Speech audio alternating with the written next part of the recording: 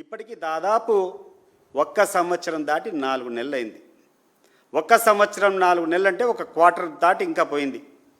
Almost 70,000 కోట్లు ఒక సంవత్సరానికి ఖర్చు అయితే 16 నెలల కాలానికి ప్రభుత్వం నుంచి మీరు ఇచ్చినటువంటి సూపర్ 6 ద్వారా మీరు ఖర్చు పెట్టాల్సినటువంటి ఖర్చు 90,000 కోట్ల రూపాయలు పైనే ఉంటుందనే మాట ముఖ్యమంత్రి గారికి గుర్తు చేస్తున్నాను. మరి నువ్వు ఎంత ఖర్చు పెట్టావయ్యా? గడిచిన 16 నెలల నుంచి నీ ప్రభుత్వ ఖజానా నుంచి ఈ యొక్క సూపర్ 6 పథకాల కోసం ఎంత ఖర్చు పెట్టావు ముఖ్యమంత్రి గారు? మీకు ధైర్యం ఉంటే మీ రికార్డుతో ఎవరైనా పంపించండి. నాకు తెలిసినంత వరకు 6 నుంచి 7,000 కోట్లకు ఈ యొక్క తల్లికి వందనం కింద 6 నుంచి 7,000 కోట్లు మీ ప్రభుత్వం విడుదల చేసింది. దీపం పథకం కోసం ఏ గ్రామంలో చూసినా కూడా 50% నుంచి 60% కూడా రాలేదు. ఇప్పటి వరకు దాదాపు 1000 కోట్లు కూడా దానికోసం రిలీజ్ చేసేటువంటి పరిస్థితులు లేవు. ఈరోజు అన్నదాత సుఖీభవ స్కీమ్ కింద 50 లక్షల మంది రైతులకు నువ్వు ఇచ్చినటువంటి 5,000 చొప్పున 2,500 కోట్లయింది. ఇవన్నీ కూడితే 12,000 నుంచి 13,000 కోట్లు ఖరీదవుతాయి. నీ ప్రభుత్వం నుంచి ఈ రాష్ట్ర ప్రజలకు నువ్వు ఇచ్చినటువంటి సూపర్ 6 హామీ పథకం కింద ప్రజలకు ఈ ప్రభుత్వం నుంచి పోయినటువంటి మొత్తం 12 నుంచి 13,000 కోట్లు. ఇది వాస్తవం కాదా ముఖ్యమంత్రి గారు? మీరు ఒకసారి ఆలోచన చేసి చెప్పండి. మరి 90,000 కోట్లు ఖర్చు అయ్యేటువంటి పథకాన్ని 13,000 కోట్లు నువ్వు డబ్బిచ్చి, అంటే కనీసం 15 నుంచి 16% కూడా నువ్వు విడుదల చేయకుండా ఈ యొక్క సూపర్ 6 సూపర్ హిట్ అని చెప్పుకునేటువంటి ఘనత నీకు తప్ప ఇంకెవ్వరికీ లేదు ముఖ్యమంత్రి గారు. అది గుర్తుపెట్టుకోండి. నువ్వు ఏమైనా ప్రజలు ఏమైనా పిచ్చోళ్ళు అనుకుంటాడేమో. ప్రతి ఒక్క డీటెయిల్స్ ప్రజలకు తెలుసు. ఈరోజు నువ్వు చేసేటువంటి ఫెయిల్యూర్ వల్ల నువ్వు డేటాబేస్ పెట్టడం లేదు. ఎక్కడ చూసినా ఈరోజు అర్హత కలిగినటువంటి అనేక మంది ఈ యొక్క లబ్ధిదారులకు డబ్బులు రాకుండా ఉంటే వాళ్ళు ఎవరికైనా అప్లికేషన్ పెట్టాలంటే ఎక్కడ పెట్టాలి ముఖ్యమంత్రి గారు? గతంలో జగన్మోహన్ రెడ్డి గారి హయాంలో గర్వంగా ఇట్లా కాలర్ ఎగిరేసుకొని వాళ్ళకి తీరుకునే టైంలో అక్కడికి పోతే వాలంటీర్ తీసుకొని నోట్ చేసుకొని కంప్యూటర్లో ఫీడ్ చేసి మళ్ళీ వాళ్ళకి స్టేటస్ ఇచ్చేటువంటి పరిస్థితి. ఈరోజు ఆ డేటాబేస్ ఎక్కడైనా ఉందా ముఖ్యమంత్రి గారు? నాకు చెప్పండి. ఇప్పటి వరకు మీరు ఇచ్చినటువంటి పథకాల్లో లబ్ధి చేకూరినటువంటి వ్యక్తులు వాళ్ళ గ్రీవెన్స్ కోసం మీకు చెప్పాలా అంటే ఎవరికి చెప్పాలా? అటువంటి అప్లికేషన్స్ ఎన్ని వచ్చినాయి? వాటికి మీరు చూపించినటువంటి పరిష్కారం ఏంది అని చెప్పి ఈ సందర్భంగా ఈ యొక్క ముఖ్యమంత్రి గారిని, ఈ యొక్క ఉప ముఖ్యమంత్రి గారిని నేను ప్రశ్నిస్తున్నా.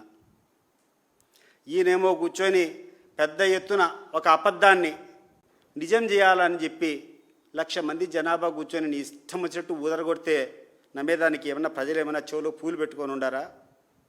ఒకసారి ఆలోచన చేయి. నేను చెప్పిన మాటల్లో ఏమైనా అవాస్తవం ఉందా? నువ్వు చెప్పినటువంటి పథకాలు, నువ్వు ఇచ్చినటువంటి హామీలు నెరవేరాలంటే 90,000 కోట్లు ఈ ప్రభుత్వానికి ఖర్చు అవుతుందా లేదా ముఖ్యమంత్రి గారు 16 నెలల పొడవునా? మరి 16 నెలల పొడవునా నీ యొక్క రాష్ట్ర ఖజానా నుంచి 13,000 కోట్ల కంటే ఎక్కువ పోయినటువంటి సందర్భం ఉందా? ఉంటే దయచేసి తెలియజేయండి మాకు. మరి ఇంత ఘోరంగా అట్టర్ ఫ్లాప్ అయినటువంటి పథకాన్ని, అట్టర్ ఫ్లాప్ అయినటువంటి హామీని కూర్చొని సూపర్ 6 సూపర్ హిట్ అని చెప్పేటువంటి ఘనత, దానికి మళ్ళా 1,00,000 మంది జనాభా సాక్ష్యం. నీకు నువ్వు కూర్చొని మాట్లాడుతూ ఉంటే నువ్వు చెప్పేటువంటి అబద్ధాలను ఆమోదింపజేయడానికి 1,00,000 మందిని జనాభా కూర్చున్నావు. ఇది కరెక్టా అని చెప్పి నేను అడుగుతున్నాను. ఈ యొక్క సూపర్ 6 కంటే తర్వాత నువ్వు ఇచ్చినటువంటి 143 హామీల్లో బీసీలు, ఎస్సీ, ఎస్టీ మహిళలకు అందరికీ, ఆ యొక్క బీసీ, ఎస్సీ, ఎస్టీలో ఉన్నటువంటి బలహీన వర్గాల వాళ్ళకందరికీ కూడా 50 ఏళ్ళు దాటితే పెన్షన్ ఇస్తా అని చెప్పావు. ఎక్కడికి పోయినాయా పెన్షన్లు? బీసీలకు ఎక్కడైనా 50 ఏళ్ళు దాటితే పెన్షన్ వచ్చిద్దా? ఎస్సీలకు ఎక్కడైనా 50 ఏళ్ళు దాటితే పెన్షన్ వచ్చిద్దా? 50 ఏళ్ళు పక్కన పెట్టు.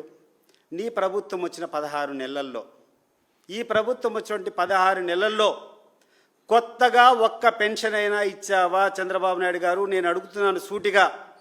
కొత్తగా ఒక పెన్షన్ ఇచ్చినావా? నువ్వు ఇచ్చినటువంటి కొత్త పెన్షన్ లేదంటే ఎక్కడన్నా భర్త చనిపోతే ఆ భర్త స్థానంలో భార్యకి ఇచ్చినటువంటి పెన్షన్లు తప్పితే కొత్తగా పెన్షన్లు ఇచ్చావా అని చెప్పి నేను అడుగుతున్నా.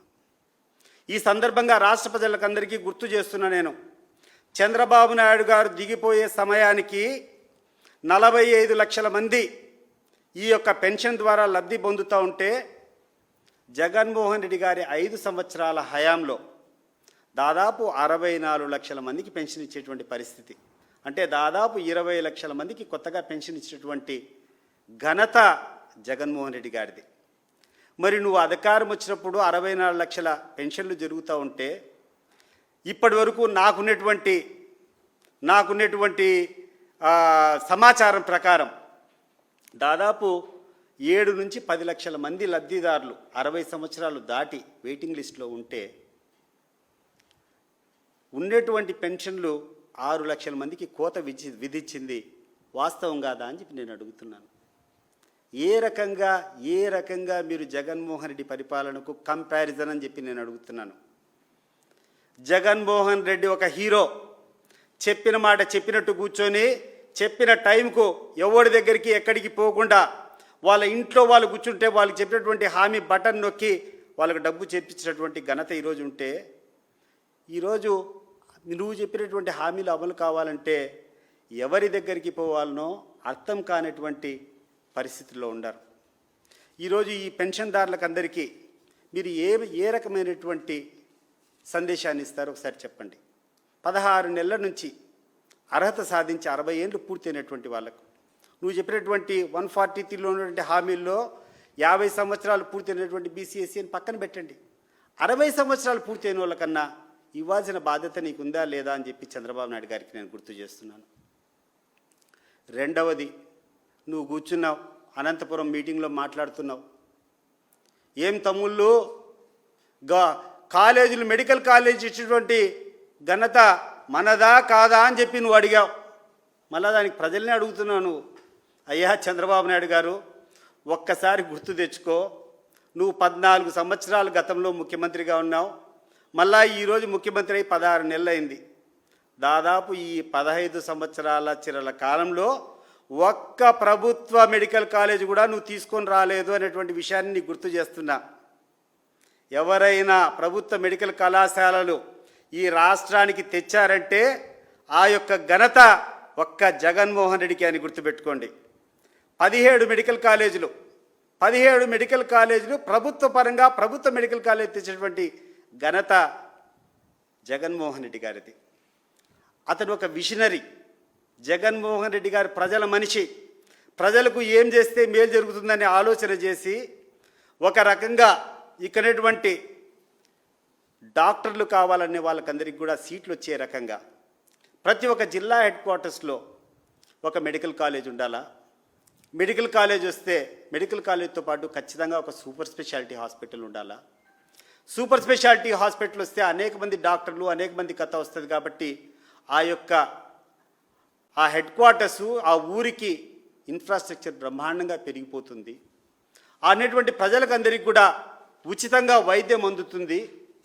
అనేటువంటి పేద విద్యార్థులందరూ కూడా తక్కువ ఫీజులతో మెడికల్ కాలేజీలో ఉత్తీర్ణులు కావచ్చు అని చెప్పి జగన్మోహన్ రెడ్డి చేసినటువంటి విజన్ను ఆయన్ను విజనరీ అంటారా? ప్రభుత్వ తరపున శాంక్షన్ చేసినటువంటి ప్రభుత్వ కళాశాలన్నీ తీసుకొని ప్రైవేటైజ్ చేయాలా, వీటన్నిటి కూడా అమ్ముకోవాలా, వీటి ద్వారా ఆర్థికంగా నేను బాగుపడాలని చెప్పి నువ్వు చేసేటువంటి విధానం విజనరీనా అని చెప్పి నేను ప్రశ్నిస్తున్నా.